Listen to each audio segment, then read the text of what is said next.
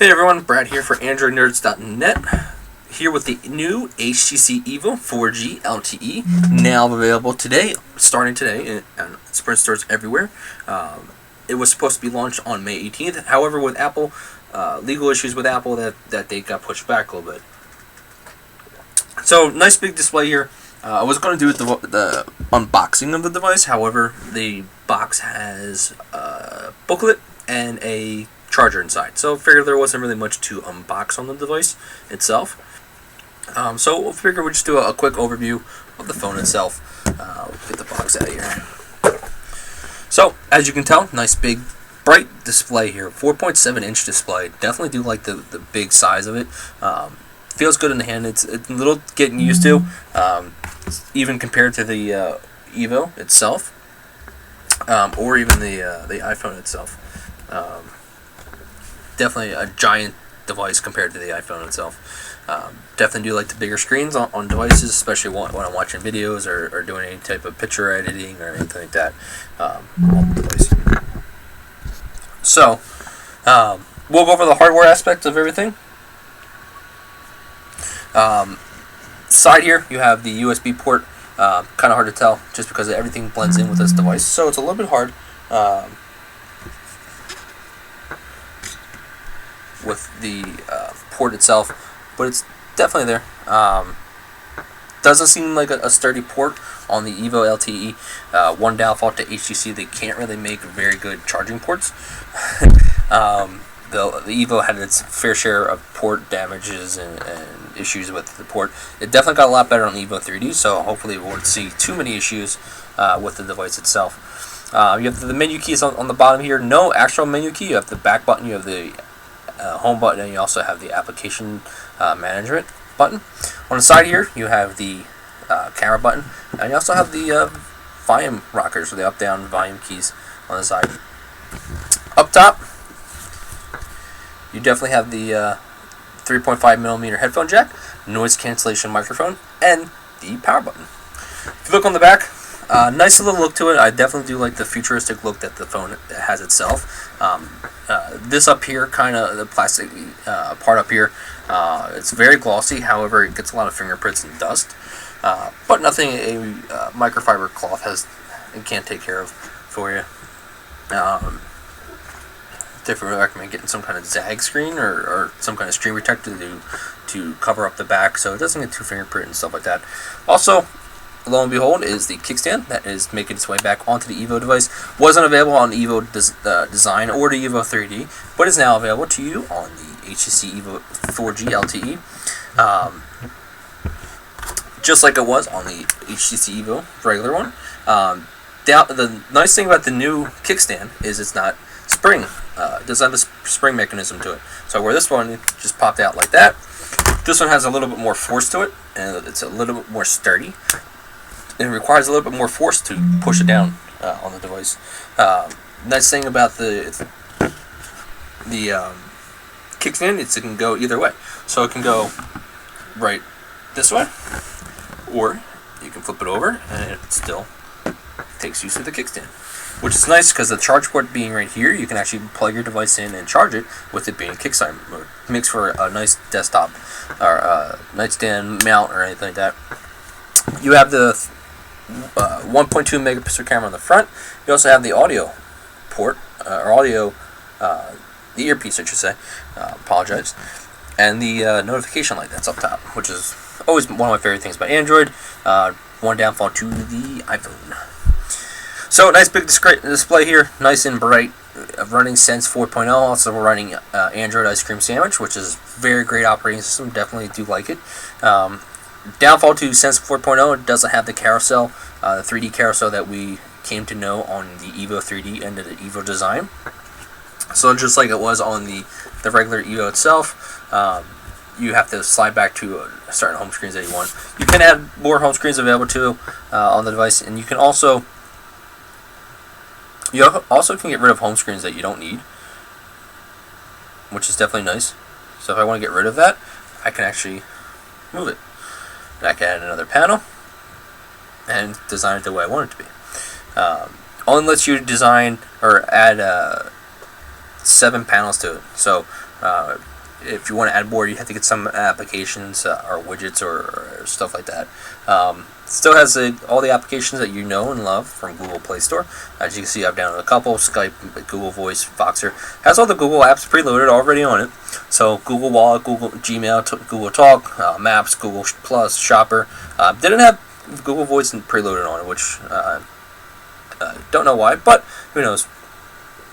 Not that big of a deal. Haven't really used Google Wallet yet. Does have NFC built into it, so if you take off the battery door itself, and note here, if you're looking to take off the battery door, you just got to get your fingernail up here, and there's a little slot underneath the power button itself, and just pull. So there's antennas inside, and I'm gonna guess that one of those antennas is the NFC processor, which is nice having. There's also a there's also a micro SD port right here, so you actually can put a SD card in there and expand the memory from 16 gigs to up to 64 gigs. Put the battery door back on, or the memory card door. There's the internal battery you can't remove, so there's really no battery door to it. It's a 2,000 milliamp battery. Don't know how the battery life is yet. When I took the phone out of the box today, it was very low on battery. I just let it die down. It did last a very good amount of time. And out of the box, the phone is actually running LTE. So this phone does come equipped with LTE availability. Sprint's LTE network won't be rolled out until later this year. But if I go into mobile networks and I go into network mode, I can flip it from LTE CDMA or CDMA only. Right now I have it CDMA only, since there's no LTE networks in my area or anywhere in that matter. It has all the roaming capabilities. Sprint doesn't charge for roaming, which is nice. Still have Wi-Fi, airplane mode, Bluetooth. You can still personalize it, have different sounds, haptic feedback and stuff like that. Still have developer options, connect to PC, power. So internally on the phone, storage, it has phone storage. It has about 10 gigs for the phone itself, and also has app storage of 2 gigs, and then the rest of it's probably all phone. You have apps available to you. There's not a lot of Sprint applications itself available to on the device itself. There's actually none. There's only one. I think I did download one of them actually. The Total Protection app, which I definitely do use a lot, being a Sprint customer. Sprint Zone was the only application that was available on the device, and Sprint Mobile Hotspot, that's also available on the device. But other than that, there's no Sprint TV, there's no Sprint NASCAR car or anything like that. So very, very quick device. It opens up applications very quickly. Very responsive. I can open my email real quick. Don't have my email set up on here. Text messaging opens up right away. Google Voice opens up right away. Certain applications will open up very, very quickly. Nice thing, it does have the application manager. So I hit this button up right over here.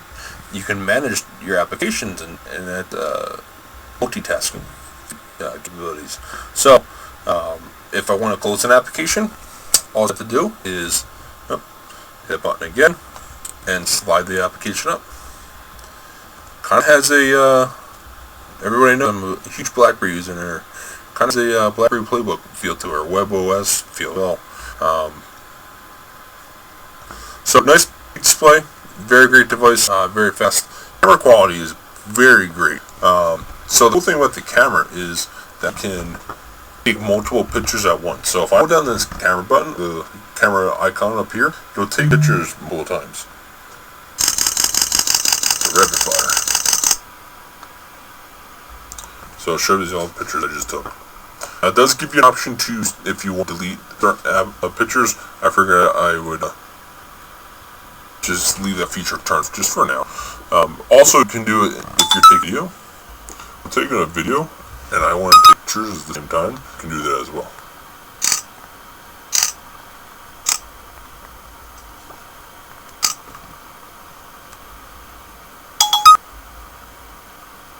Let's try and print that was working.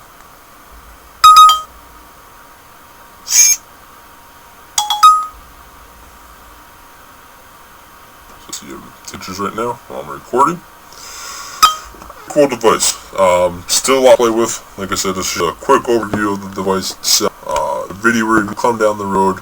Also, actually, my review will come in a couple days. Review a device after just 1 day of a day using, pretty much. Still need to get a full day use out of it. A couple days out.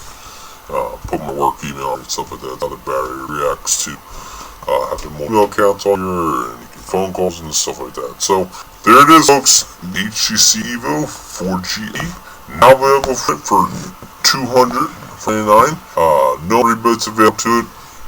Is available everywhere that serves nationwide. It's so first day pretty busy in most of like Walmart today. They'd be able to on Spectrum as well. So